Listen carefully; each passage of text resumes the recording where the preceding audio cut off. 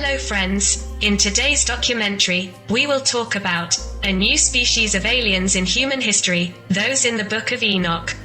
A very ancient tradition that recorded the connection of one of the first people with beings from heaven was preserved with remarkable rigor, along with other fundamental traditions, by one of the oldest populations, the Jewish people. But as this tradition has always raised many and difficult questions, which have inevitably remained unexplained, these texts have been continually avoided, becoming apocryphal texts over time. Patriarch Enoch, the first to learn writing, science, and wisdom. The ancestral character who evoked the avoidance of the normal presentation of his important activities. Although the traditions nevertheless mentioned his very special historical role, was the antediluvian Patriarch Enoch. According to the biblical text, he was one of Adam's closest descendants. Being born in the seventh earthly generation and thus being Noah's great-grandfather. Its traditional importance actually results, very suggestively, from other ancient texts, which were attributed as a writing to the patriarch himself. Thus, in the Book of Jubilees the following characterization of his historical role was recorded: Enoch was the first of the sons of men. Of those who were born on earth, who learned writing, science, and wisdom, and who wrote in a book of the signs of heaven according to the order of the worlds. But all this happened after he was with the angels of the Lord 6 years, and they helped him to see everything on earth and in heaven. However, even these brief excerpts highlight some extraordinary aspects that are inconsistent with what we know, and that really bother any rigorous researcher. How could humans learn writing shortly after their appearance as a species, millions of years ago, when we know that writing appeared about 4,000 or 5,000 years ago? But even more shocking is the second deduction that must be made: there was then a man of those born on earth, who would have been a passenger on a ship that flew over our planet and then would have become the first cosmonaut. Terrestrial being, helped to see all that is on earth and in heaven. Such accounts, which do not fit at all into the known history of our civilization, have amplified the temptation of fantastic and other bizarre records. Enoch, in contact with the aliens.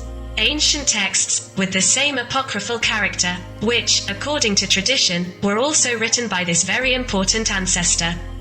Such as the Book of Enoch and the Book of the Mysteries of Enoch, indeed transmitted to the next generations many enigmas and complicated questions. As a result, gradually, a veil of silence was continually cast over the traditions of his life. But the truth seems to be this: Enoch has long been in close contact with a large group of extraterrestrial beings. As it resulted from that chronicle, these space visitors staying for a long time in the lands of the Middle East, carried out important civilizing activities, but also left negative influences specific to such different levels of civilization. In this context, here is some of the most significant excerpts from the Book of Enoch. A chronicle that recorded perhaps one of the most important events in the unknown history of mankind. The aliens were observing the earth from a distance. 1. Everyone who lives in heaven knows what is going on down here. 2. They know that the heavenly globes that enlighten us do not change their course at all. That each of them gets up and goes to bed regularly, in his own time, without ever violating the orders he has received. They look at the earth and immediately understand what is going on here, from beginning to end. 3. They see that each of the Lord's creations follows unchanged the path that has been set for him. They see summer and winter. They see that the whole earth is full of water and that clouds, vapors and rain cool the heat. They watch and admire how each tree is crowned with leaves, how it then loses them. With the exception of 14 privileged trees, which always remain green and which during several winters show the appearance of spring. They then admire in the summer days how the sun warms the earth from the beginning of its appearance, while you look for the coolness of the foliage. 1. They then admire how the trees, covered with leaves, grow at the same time as the fruits. 2. They see how the seas and rivers fulfill each mission they have. Interrupting the extract. From the first point we see the recording of a disturbing picture. There are beings who live in heaven and who know many things. Coming to our planet, They first noticed a fact that can be observed only from very high altitude, a specific observation of those arriving from space. Almost the entire surface of the Earth is covered by water. This aspect, obviously, could not be known to the ancients. But more than that, only by flying high. They could see simultaneously or immediately in summer and winter. The concern and scientific capacity of foreign visitors was captured in simple but very suggestive words. They look at the Earth and immediately understand what is happening here.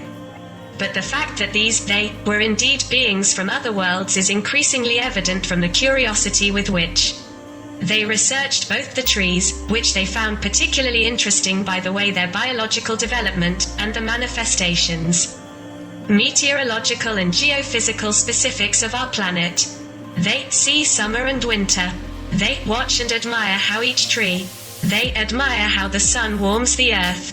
They admire how fruits grow with leaves. They see how the seas and rivers fulfill their mission. The long stay of galactic visitors on land has, however, generated very special problems, although the respective consequences have been recorded in other old texts.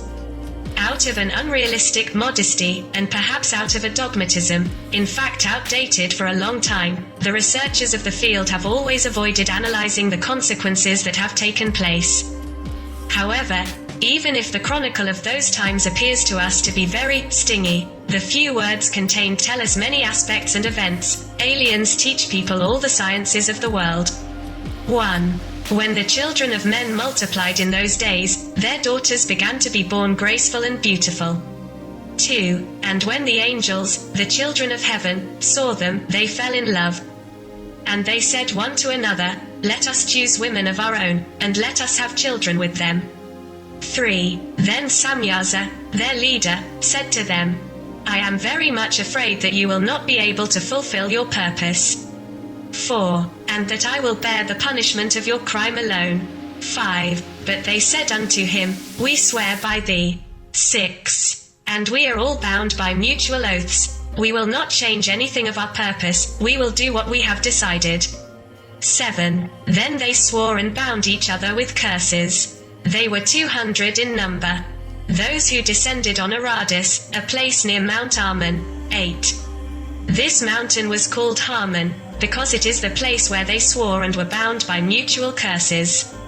9. And these are the names of their chiefs: Samir their chief, Hurakamaramiel, Ahibal, Tamiel, Ramuel, Danel, Azkiel, Sarikmael, Asael, Armaz, Batral, Enain, Zavabi, Samsavil, Ertile, Turel, Yomyael, Araziel. These were the heads of the 200 angels, and the rest were all with them. 10. And they chose each one a woman, and they came and lived with them, and they taught them witchcraft, enchantments, and the properties of roots and trees. 11. And these women conceived and gave birth to giants. Azaziel still taught people to make swords, knives, shields, plates, and mirrors. He taught her the making of bracelets, ornaments, the use of painting, the art of painting her eyebrows, the use of precious stones, and all manner of jewels, so that the world was corrupted. Amazarek learned all the charms, all the delights and properties of the roots. Armaz taught him the art of undoing charms. Ellipsis, aliens, with the same weaknesses as humans, but after a while. It seems that the impiety done by the cosmic messengers, on earth, which in the text were called angels, were still found, somewhere, in the sky and were analyzed and commented as such. In order to take measures, you saw what Azaziel did, how he taught people all kinds of injustices and how he revealed to the world everything that happens in heaven. Samyaza also taught people witchcraft, the very one you put above all his companions. They were accompanied by the daughters of men, they sinned with them and tarnished their reputation. They showed him the most vile crimes. 8. And women were born great. Quote ellipsis. From the above verses it is evident that in that expedition, those messengers of another world, who came temporarily to earth, were very human-like beings, with the same weaknesses and temptations. However, The repeated mention of an essential biological aspect is very interesting. The combination of the two races, from different planets, led to the birth of monstrous beings, giants, in fact. As is clear from the text as well as from existing traditions in other peoples, they had to be eliminated later. However, during the prolonged stay among the people of the unknown galactic visitors, they also carried out numerous civilizing activities, which of course had entirely favorable consequences for future generations. Barkael taught humans the art of observing the stars. Akibel taught him the signs. Tamiel taught him astrology. And Asaradal taught him the motion of the moon. But as the ancient text reveals, Enoch, spending all his days with all the seers, gained their trust so much that he even became an intermediary of theirs, as well as their chief pupil. As a result, he also took on the express task of passing on to other people multiple elements of knowledge and civilization that were taught to him, having previously been taught to read and write. Uriel, my holy angel and my leader, he didn't let me ignore anything. I wrote it all down, the way he revealed it to me. And behold, the overseers called me Enoch the scribe. Aliens teach humans about the movements of the moon. Both in this ancient text and in other writings of different peoples, in which somewhat similar events are related, it is particularly interesting to note the extent of the transmission to Earthlings, from beings from space, of very varied and detailed knowledge in the field of astronomy. From this point of view, the Book of Enoch is extremely significant. Thus, after Uriel taught him in detail how the variation of the length of days during the year occurs, due to the revolutionary movement of the Earth around the Sun, which made the ancients know the astronomical phenomenon better than the generations of the Middle Ages, followed the lessons about the nightlight. Here are some of the details passed down to Enoch's posterity. Then I saw another law, which is to establish the months after the moon. I noted the months in the order in which they come, the appearance and phases of the moon for 15 days. I wrote at what time the moon completely loses its light and at what time it enjoys its full radiance. When the moon rises, it appears in the sky, and it is illuminated in the middle of the seventh part of the moon. This light is completed at the end of 14 days. 3 parts of the light are immediately completed 3 times, so that after 15 days it has reached its full growth. Then the moon reflects all the light it receives from the sun. Then it decreases and follows in its decrease the same path it took in its growth. In certain months, there are 29 days. There are other months when she is only 28 days old. Uriel revealed another law to me. This is how the light from the sun comes to spread on the moon. Quote ellipsis. After a long time during which Enoch was educated and initiated into various fields of knowledge, his cosmic teacher would have told him at one point, Enoch, educated in various fields of knowledge. In those days, Uriel said to me, Behold, O Enoch, I have made thee know all things. And he said unto me, O Enoch, look upon this book which is come down from heaven. Read what is contained in it and try to understand all its contents. Then I noticed everything that came from heaven and I understood everything that was written in the book. Enoch made intergalactic journeys. But the most disturbing part of the ancient texts that recorded Enoch's long contact with messengers from somewhere in heaven was the account of an extraordinary event.